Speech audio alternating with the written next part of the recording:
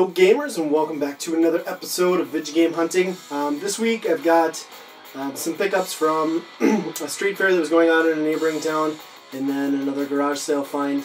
But I'll start with the street fair. It was typical street fair, you know, small town.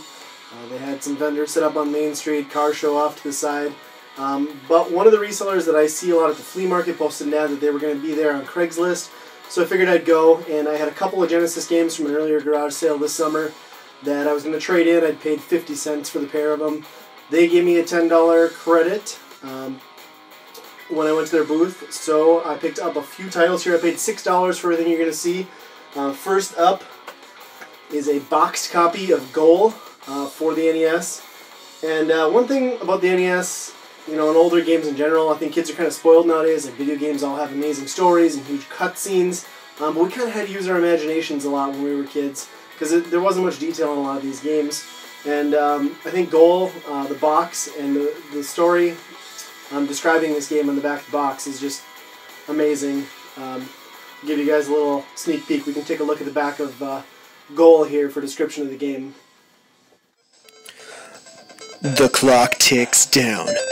The roar of the crowd rises in a deafening chant of USA! USA! Suddenly, your winger breaks free and spots the open man in the middle. Pass. Shot.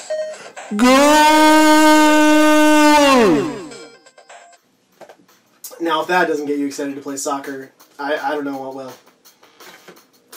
And I got a couple other NES games here. To be honest, these both suck, but I didn't have them for my collection. Home Alone 2 and Home Alone, the original. I picked up one Super Nintendo game. That is Rival Turf, which is kind of just like a Final Fight type beat 'em up. It's kind of known for its horrible cover art. One of the stranger ones on the Super Nintendo for sure. And then I picked up one N64 game. That was Tony Hawk's Pro Skater. I'm a huge fan of Pro Skater, and especially Pro Skater 2. I loved those games, played the hell out of them as a kid. And I grew up skateboarding, so I was always really into those. Plus the soundtrack. I'm really into punk rock, especially of that era growing up. And they always had amazing soundtracks. So that's all I got from that one. Like I said, I paid $6 for all of that, which was great. Great deal. Nothing amazing, but you know, $6 for a few games, you can't beat that. So then the next one I want to show you is a garage sale. I think this is the one I've talked about a couple other times. It's an antique store in town that does garage sales every so often. They post them on Craigslist. Everything's half off. It's kind of their deal. It's not usually a good price because even at half off you're still normally paying above retail. But I have some footage of the sale here, so let's check that out.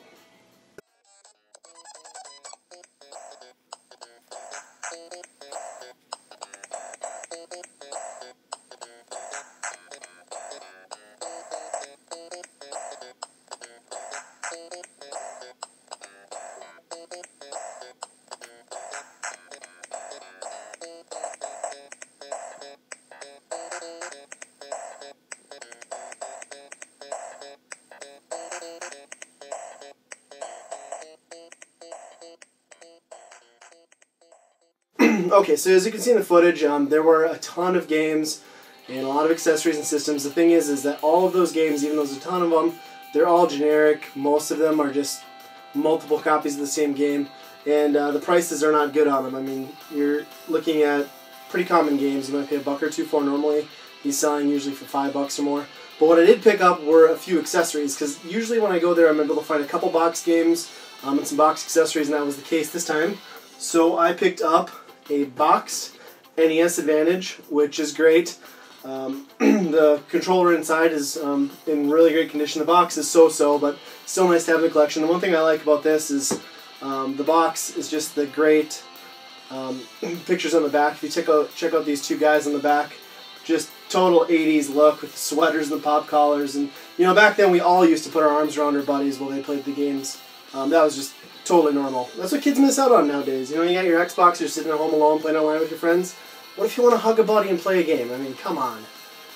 It's just not the same, kids. And next thing I picked up, and this is in really good condition. I wish it was an official accessory, but it's the Quick Shot joystick controller for the NES. Box is in excellent shape. and the controller is not bad either. It's pretty clean looking. I think I paid $5 for this, 4 or 5, and then the NES Advantage boxed was $9, I believe. And then that takes me to the last couple pickups. I actually ended up finding a few marquees for the tops of old arcade cabinets, and I picked those up. They're $2.50 a piece. I'll show you guys those real quick. I've already got them hung up in my game room, but I will show you them on the wall here.